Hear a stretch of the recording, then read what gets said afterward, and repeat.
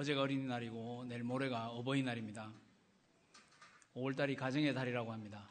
가정의 달을 맞이해서 하나님의 은혜가 여러분 모두의 가정에 차고 넘치게 되기를 바랍니다.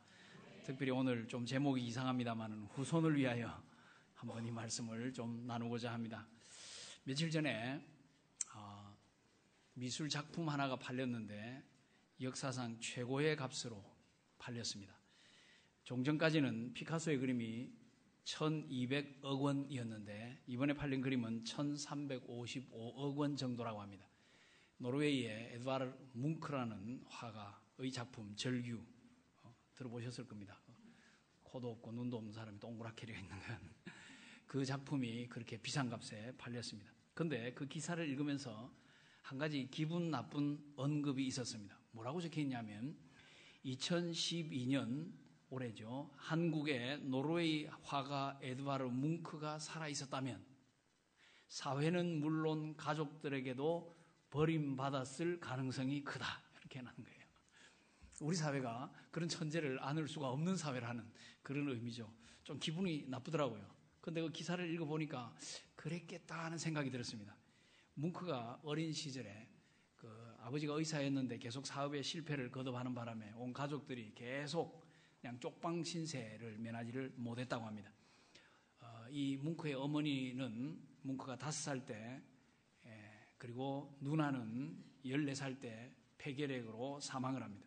여동생 한 명이 정신질환에 시달리고 5남매 중에 유일하게 결혼에 성공했던 남동생은 결혼식 직후에 또 사망을 하게 됩니다. 뭉크도 어린 시절부터 계속해서 건강이 좋지 않았다고 합니다. 결국 이 아이가 혼자 있는 시간이 많아지게 되었고 그림의 매력에 빠지면서 화가가 되기로 결심을 합니다. 아버지의 반대를 무릅쓰고 이제 오슬로에 있는 미술 공예학교에 입학을 해서 재계적인 수업을 하면서 실력을 닦아가고 자신만의 이 세계를 구축했다고 합니다. 그렇지만 신경쇠약이라든지 알코올 중독에 가까울 정도의 술도 많이 마시고 또 술 주정도 일삼고 또 공황 발작 증세까지 있어가지고 굉장히 상태가 좋지 않은 그런 생활을 했다고 합니다. 이러한 그의 이 성장한 배경을 가만히 보고 있으면 지금 만약 이 사람이 우리 사회에 있다고 하면 격리수용, 요양소, 정신병원 이런 것이 자꾸 떠오릅니다. 과연 아까 그 언급대로 우리나라 사회에서 나 가족에게 버림받았을 가능성이 크겠다 생각을 합니다. 그러면서 무슨 생각이 드느냐면 옛날에는 개천에서 용 난다. 요즘은 개천에서 용은 절대 나지 않는다. 이제 우리 이렇게 말하고 있지 않습니까? 이런 현실이 제 머릿속에 오버랩이 되어서 들어왔습니다. 오늘 우리가 살고 있는 지금 현재 우리나라 사회에 지금만큼 교육자들이, 부모들이 또 정치가들이 교육을 많이 언급하는 때가 없지 않았나 하는 생각을 합니다. 다음 세대를 위해서 우리가 뭐라도 준비를 해야 된다. 지금 세대를 고쳐가야 된다. 할 말이 정말 많은 그런 때를 맞이하고 있습니다. 하지만 우리가 다음 세대를 위해서 무엇을 닦아주고 있는지 손에 잘 잡히지가 않습니다. 그리고 우리가 지금 준비해주고 닦아주고 있는 것이 다음 세대의 양약이 될지 독약이 될지 잘 판단이 되지를 않습니다. 예를 들어서 지금 우리는 IT 기술이라든지 통신 기술이 세계 수준입니다. 세계 정상의 수준이죠. 그래서 그러한 좋은 최고의 어떤 소통 수단이 지금 발달이 되어 있습니다. 근데 그걸 가지고 이제 시도 때도 없이 소식을 주고받곤 합니다. 근데 문제는 과연 이것이 양약일까 하는 데 대해서는 저는 좀 이렇게 의문이 많은 사람입니다. 이것이 인격과 인격의 소통을 막아버리지는 않는지, 사람들로 하여금 인격과 인격의 소통하는 법을 잊어버리도록 만들지는 않는지 이런 생각을 합니다. 그래서 이런 매개체가 많은 정보를 주고받긴 하지만 오히려 직접적인 소통의 방식은 잊어버리게 하는 것은 아닐까 의구심이 생깁니다. 실제로 제가 아는 사람 중에 한 명은 웬만한 일은 이메일로 주고받는데 만나서 얘기는 절대로 하지 않는 그런 좀 이상한 사람도 보고 있기 때문입니다. 한 가지 분명한 것은 지금 우리는 후손을 위해서 우리가 의식하든 의식하지 않든 무언가를 하고 있다는 것입니다. 그리고 우리가 하고 있는 이 일은 우리의 후손에게 양약 아니면 독약이 될 것입니다. 우리는 후손에게 좋은 것과 나쁜 것 여러 가지를 지금 남겨주고 있음에 분명합니다. 엄청난 기술이 발전해서 다음 세대는 그 기술의 기초에서 더 엄청난 기술을 만들어가게 될 것이라는 생각을 합니다. 지금은 이제 세계 어디 내놓아도 괜찮은 정도의 상당히 힘 있는 나라가 지금 우리의 후손들에게는 넘겨지고 있습니다. 외화 보유액도 많은 돈 많은 나라가 되어가고 있습니다. 먹고 사는 것 가지고는 이제는 거의 고민하지 않는 캠핑이나 레저나 스포츠나 먹거리, 놀거리가 차고 넘치는 나라가 되었습니다. 밤새도록 흥청망청하는 그런 나라가 되어 있습니다. 교육에 가장 많은 신경을 쓰고 있는 나라이지만은 교육에 가장 많은 문제가 있는 그런 우리나라를 그러면서도 만들어가고 있습니다. 부부나 가정이나 뭐 어디나 어느 집단이나 교회도 마찬가지고 교육에 대해서 신경을 쓰고 있지만 그와 관계해서 계속해서 문제가 많이 생기는 나라입니다. 돈을 굉장히 많이 소유하고 있지만 돈 문제가 평생 떠나지 않는 나라입니다. 한국 사람이 유엔 사무총장이 되고 또 한국계 미국 대사가 오고 또 한국계의 뭐 IMF입니까? 총재가 나타나고 하는 그 정도로 뛰어난 그런 민족이긴 하지만 그럼에도 불구하고 자기 정체성을 찾지 못하고 자기 스스로의 목숨을 끊는 사람들이 많이 생겨나는 그런 나라가 되어 있습니다. TV를 보면 우리나라에서 만드는 자동차들이 디자인이나 안전성이 굉장히 뛰어납니다. 그런 최고의 자동차를 만들지만 가장 불안전하게 운전하는 그런 나라가 되어 있습니다. 사람 키운다고 애쓰지만 사람 두드려 잡는 것도 굉장히 잘하는 나라이고 사람 귀한 줄 모르는 나라가 아닌가 이런 생각이 들 때가 많습니다. 이런 아주 복잡한 것을 보면서 우리 다음 세대에 대하여 저 개인적으로는 굉장히 염려를 많이 하고 있습니다.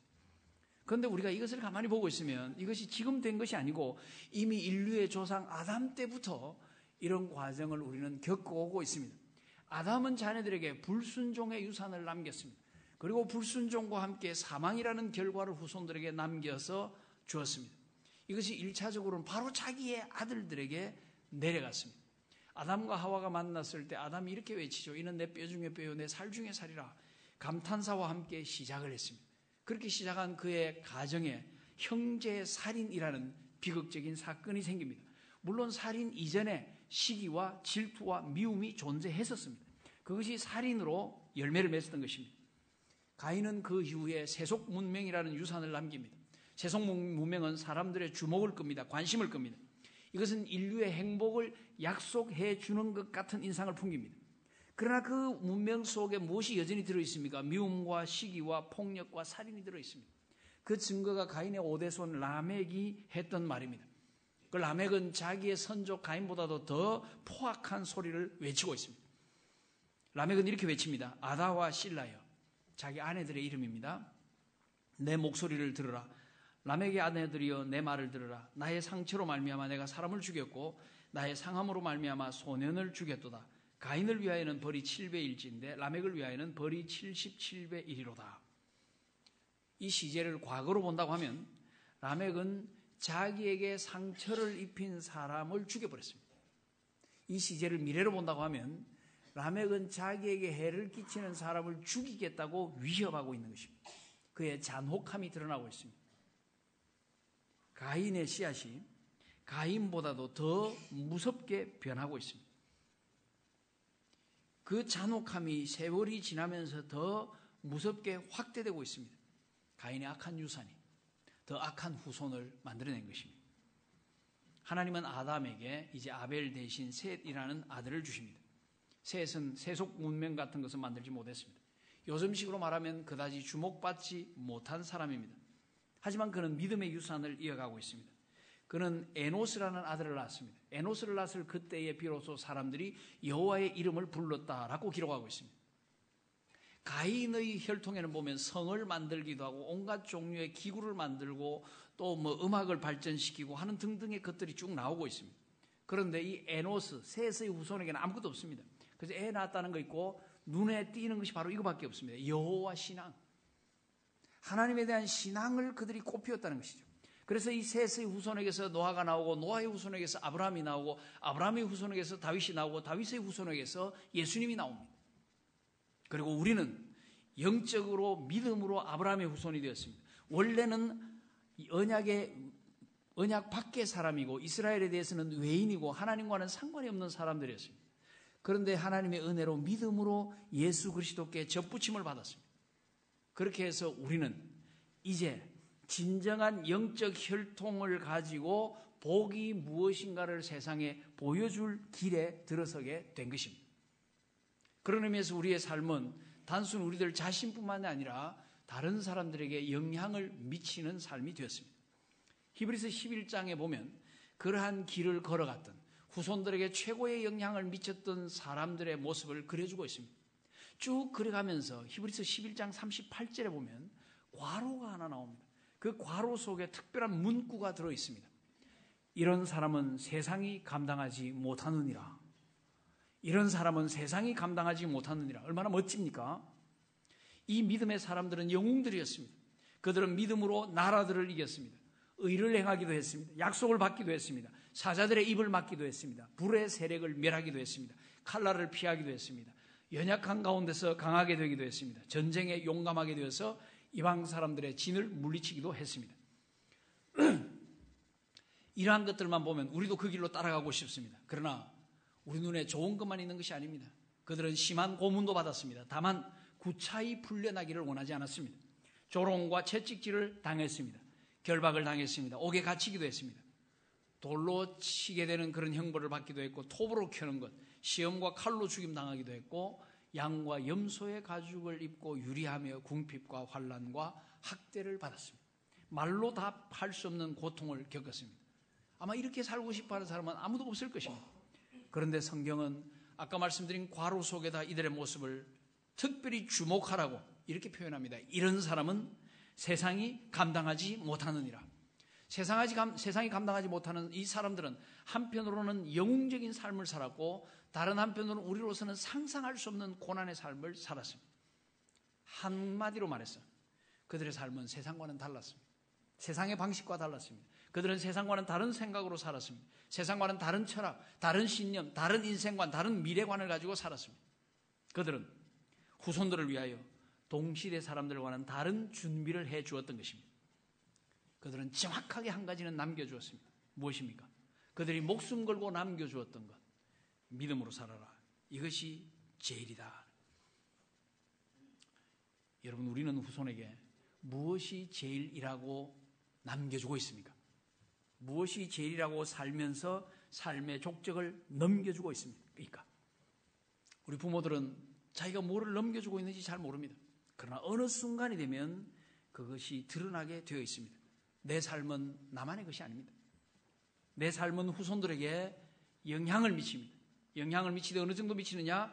결정적인 영향을 미치는 것입니다. 믿음으로 사는 것은 나만을 위한 것이 아닙니다. 믿음으로 사는 사람은 죽어서도 던지는 메시지가 있습니다. 있다 정도가 아니고 많습니다. 여러분, 우리가 주일날에 생각하는 모든 믿음의 사람은 거의 다 죽은 사람들입니다. 그 사람들이 던지는 메시지를 안고 우리는 공부합니다. 사실 학교 역사에서 우리가 배우는 대부분의 위인들도 다 죽은 사람들입니다. 그분들이 남겨준 유산을 가지고 우리는 공부를 하고 있습니다. 히브리서 11장도 우리에게 그러한 죽은 사람의 살아있는 메시지를 던져주고 있습니다. 그리고 그 말씀을 통해서 우리에게 주는 도전은 무엇입니까? 우리도 언젠가는 그 반열에 서야 한다. 그리고 우리도 언젠가는 그 반열에 서서 우리 후손들에게 특별한 믿음의 메시지를 넘겨주어야 한다. 그렇게 가르쳐주고 있습니다. 오늘 본문은 그런데 그러한 믿음의 메시지를 넘겨주는 사람의 모습을 그려주고 있습니다. 그 사람이 복 있는 사람이라고 말하고 있습니다. 그리고 그 복 있는 사람이 가지는 복은 어떤 것이냐? 부와 재물이 그의 집에 있고 공의가 영원히 쓰고 흑암 중에 빛이 일어나고 영원히 흔들리지 않고 영원히 기억되고 흉한 소문을 두려워하지 아니하고 그의 뿔이 영광 중에 들릴 것이다. 이러한 등등의 아주 좋은 표현들이 나타나고 있습니다. 그런데 여러분, 제 주목을 끄는 것은 특히 2절 말씀입니다. 그의 후손이 땅에서 강성하며 그의 후손이 복을 받을 것이다. 땅에서 강성하다는 것은 용사처럼 될 것이라는 거예요. 세상에서 빛나는 인물이 될 것이라는 거예요. 부모가 잘하면 자녀가 그렇게 된답니다. 이 얼마나 바람직한 것입니까? 이것은 모든 세상 부모들의 소원 아니겠습니까? 어느 부모도 자기의 자녀들이 이렇게 강성하지 못하고 용사되지 못하고 찌질하게 사는 것을 바라지는 않을 것입니다. 모든 부모는 자녀가 이 땅에서 빛나는 인생을 살게 되기를 바랄 것입니다. 그런데 문제가 있습니다. 어떤 문제입니까? 소원은 그렇게 가지고 있는데 그 소원이 이루어지는 것과 반대되는 방향으로 살고 있다는 것입니다. 반대되는 방향으로 살면서 이 소원이 이루어질 수는 없습니다. 그러면 어떤 방향입니까? 그것을 오늘 본문이 가르쳐 줍니다. 본문 1절. 할렐루야 여호와를 경외하며 그의 계명을 크게 즐거워하는 자는 복이 있도다. 여기 크게 즐거워한다. 이 말씀이 제 주목을 끕니다. 열렬히 즐거워한다. 전적으로 즐거워한다. 그렇게 즐거워하면서 사는 것. 이것이 자녀를 위한 삶이랍니다. 후손을 위한 삶이랍니다. 후손이 복받는 비결이랍니다. 이와 반대로 오늘 우리의 삶은 어떻습니까? 제가 이름을 붙여봤는데요. 첫째는 급한 비 피하기 신앙입니다. 어려운 일 생기면 하나님 이 어려움 빨리 지나가게 해주십시오. 몸이 아프면 하나님 건강 주시면 충성하겠습니다. 돈이 없으면 하나님 돈 좀 주시면 열심히 헌금하고 바치겠습니다. 사업이 어려우면 하나님 이 사업의 어려움만 빨리 해결해 주시면 제가 순종하고 충성하겠습니다. 조건이 참 많습니다. 급하면 엎드립니다. 그러나 그 급한 비가 지나가고 나면 언제 그랬느냐는 듯이 그냥 늠름하게 살아갑니다. 이런 과정이 계속 반복되는 성도들이 얼마나 많은지 모릅니다. 두 번째가 턱걸이 신앙입니다. 오늘 아침 예배드렸다 됐다 나는 신앙인으로서의 의무를 다했다 이것입니다. 뭐 숙제 다 했으니까 끝이다 뭐 이거하고 똑같습니다. 교회 행사 참석했다 의무적인 것 다 했다 이것입니다. 그래서 제가 이런 생각을 했어요. 엄마가 외출을 하면서 애를 보고 방 청소해놔 하고 나갔습니다. 네, 착한 아이죠. 방 청소를 했습니다. 청소를 하고 가만히 보니까 탁자 위에 먼지가 좀 있습니다. 하지만 방 청소하라고 했지 탁자 청소하라고 하지 않았으니까 거기서 멈춰버립니다. 엄마가 나가면서 아이에게 장난감 정리해. 네, 자기가 가지고 놀던 장난감 다 정리했습니다. 장난감 정리하고 나서 보니까 자기 양말 쪽도 있고 수건 쪽도 있고 옷도 저 벗어 던져놨어요. 하지만 그건 내 의무가 아닙니다. 왜냐하면 엄마는 나보고 장난감 정리하라고 했으니까. 오늘 우리 신앙생활이 그렇지 않습니까? 내가 해야 되는 턱걸이만 하고 나면 만족합니다. 그래서 신앙생활 하는 걸 보면 잘못을 특별히 하는 것도 없습니다. 특별히 죄도 짓지 않습니다. 그렇지만 의인으로 살아간다고 말하기는 곤란합니다. 세상 사람들처럼 나쁜 짓 하지 않습니다. 그렇지만 세상을 변화시키는 능력은 없습니다. 세상에 악영향을 끼치지는 않습니다. 그렇지만 세상에 긍정적인 영향도 끼치지 못합니다. 세상을 어둡게 하지는 않습니다. 그렇지만 세상의 빛이라고 말할 수는 없습니다. 세상을 부패하게 하지는 않습니다. 그렇지만 세상의 소금이라고 말하기는 곤란합니다. 예수 안 믿는다고 말할 수는 없습니다. 그렇지만 예수 믿는 감격이 보이지는 않습니다. 교회 일에 게으른 것 같지는 않습니다. 그렇지만 주님 앞에 충성된 사람이라고 말하기는 곤란합니다. 저 사람은 우리와 다르긴 다른데 그렇게 다른 것 같지는 않다. 이것이 바깥 사람들이 보는 평가입니다. 넉넉함이 없습니다. 턱걸이 신앙이죠. 턱걸이 신앙생활을 하다 보니까 턱에 걸리면서 자꾸 목이 아픕니다. 한 번씩 걸어 올리기가 힘듭니다. 그런데 하나님은 어떤 분이십니까? 나의 발을 사슴과 같이 하셔서 나로 나의 높은 곳에 다니게 하시는 하나님이십니다. 그 하나님을 경험해야 합니다. 하나님은 큰 산을 향해서 큰 산아 네가 무엇이냐 내가 스룹바벨 앞에서 평지가 되리라 외치게 하시는 하나님이십니다. 하나님은 조그만 다윗에게 골리앗을 향하여 나는 만군의 여호와의 이름으로 내게 나간다 외치게 하시는 하나님이십니다. 모세로 하여금 너희는 가만히 있어 내가 어떻게 하는지를 보아라 홍해를 쫙 갈라주시는 하나님이십니다. 조그만 여인 에스더의 입에서 죽으면 죽으리다 소리를 내니까 바로 그 소리를 통해서 민족을 구원해버리시는 하나님이십니다. 하나님은 분명히 크신 하나님이십니다. 하나님은 분명히 우리가 마음을 넓히기를 원하십니다. 하나님은 우리가 훌쩍 뛰어넘기를 원하십니다. 하나님은 우리가 분명히 큰 산을 뛰어넘어 대평원을 바라보기를 원하십니다. 그런 믿음을 가지고 살기를 원하십니다. 그런데 우리는 턱만 걸어놓고 대롱대롱 매달려서 살고 있습니다. 우리 마음을 좀 더 넓힐 수는 없을까요? 우리의 통을 좀 더 키울 수는 없을까요? 나로 나의 높은 곳에 다니게 하시는 하나님을 노래하며 살 수는 없을까요? 참으로 우리의 소원이 좀 더 커질 수는 없을까요? 하나님 나라를 확장시킨다. 이 큰 꿈을 좀 더 꿀 수는 없을까요? 비록 내 발은 땅에 붙이고 살고 있지만은 하늘을 바라보며 살 수는 없을까요? 비록 광주 안에서 늘 살고 있지만 세계를 마음속에 품고 살 수는 없을까요? 한 사람 전도하기 힘들어서 끙끙거리지만 그래도 세계 선교를 꿈꾸면서 그런 마인드를 가지고 살 수는 없을까요? 그냥 교회 출석 몇 명 더 늘었다가 아니라 꿈의 사람, 세계를 품는 꿈의 사람이 가득 차 있는 그런 모습을 그리면서 우리 교회를 위하여 기도할 수는 없을까요? 선교가 우리의 일상이 되는 그런 세계를 꿈꿀 수는 없을까요? 하나님은 그것을 원하십니다. 하나님은 우리가 그렇게 훌쩍 뛰어넘기를 원하십니다. 우리가 훌쩍 뛰어넘는 것이 나만을 위한 것이 아니고 내 후손을 위한 것이라는 것을 잊지 마시기를 바랍니다. 우리 교회가 바라는 것이 무엇입니까? 교회 성장, 교회 부흥, 교회 사람들 많아지는 것. 네, 그렇습니다. 하지만 그 정도 가지고는 안 됩니다. 그런 1차원을 뛰어넘어야 합니다. 우리 교회 안에서 넉넉한 승리자들이 나와야 합니다. 웬만한 비바람에도 끄떡없는 예수의 제자들이 가득 차야 합니다. 시시한 일에 시험 들지 않는 믿음의 용사들이 가득 차야 합니다. 세상 어디 갖다 놓아도 그리스도의 빛을 발하는 하나님의 사람들이 나와야 합니다. 하나님 나라를 최우선으로 생각하는 믿음의 사람들이 가득 차야 합니다. 세상이 감당하지 못하는 사람들이 광주 영광교회에 가득 차 있어야 합니다. 그 생각이 세상과 다른 사람, 세상이 주목하는 것을 가지고 있지 않다고 해도 내 속에는 하나님이 주목하는 것이 있다고 외칠 수 있는 사람, 마인드 세팅 자체가 세상과는 다른 사람, 시대를 변화시킬 수 있는 그런 사람, 그런 사람들이 가득 차 있어요. 그런 사람들의 특징이 무엇입니까? 여호와의 계명을 즐거워하되 크게 즐거워하는 사람입니다. 하나님 나라의 일을 하되 크게 하는 사람입니다. 열렬히 하는 사람입니다. 전적으로 하는 사람입니다. 거기에 덧붙여서 여기 보면 5절에 은혜를 베풀며 꾸어주는 자는 잘 된다 그랬습니다. 나누어 주는 사람이죠. 9절에 그가 재물을 흩어 빈궁한 자들에게 주었으니 그의 의가 영구히 있고. 우리는 모으는 데 익숙합니다. 내 손아귀에 짚는 데 익숙합니다. 그러나 흩어 나누어 주는 사람이 복이 있습니다. 자비와 은혜와 긍휼이 가득한 사람이 복이 있습니다. 그런 사람의 의가 영원히 있습니다. 그런 사람의 의가 자손을 잘되게 합니다. 교회도 마찬가지입니다. 교회가 재산을 모으고 저것만 액수가 늘어나고 이것이 축복이 아닙니다. 교회의 축복은 그 교회를 통해서 얼마나 많은 사랑이 주위로 흘러나갔느냐가 교회 축복의 척도입니다. 저는 오래전에 이 교회를 하나 보았습니다. 수십만 유로를 모아놓고서는 그 돈을 쓸 데가 없어가지고 끙끙거리는 교회를 보았습니다. 그럼 늘 모여가지고 이 돈을 어떻게 할까 염려하고 있는 교회를 보았습니다. 옆에서 숨이 콱 막히더라고요.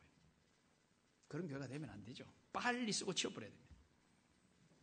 우리 교회가 건축하느라고 재정적으로 상당히 힘이 듭니다. 그거 사실입니다. 하지만 우리 생각 속에는 그러니까 모아야 된다, 잡아야 된다, 주면 안 된다, 주면 큰일 난다. 아닙니다. 이럴 때 주면 하나님이 주십니다. 이럴 때 나눠주면 하나님이 부어주십니다. 이럴 때 하나씩 채워주시면 하나님은 그냥 하늘문을 확 열어주십니다.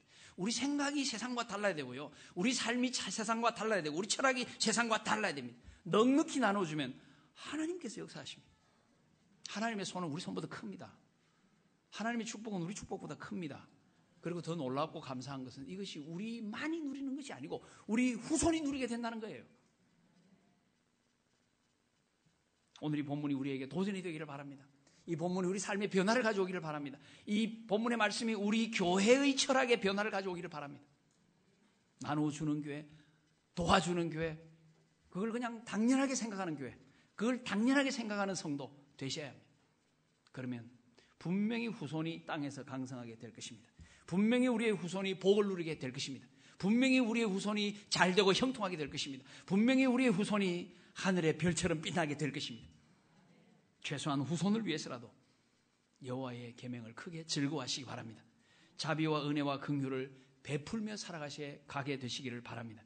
그렇게 해서 우리의 삶 자체가 복된 삶이 되고 우리 자손들이 그 복을 받아 누리게 되는 그런 영광의 미래가 열리게 되는 그런 축복의 터전인 우리 교회 될 수 있게 되기를 간절히 바랍니다.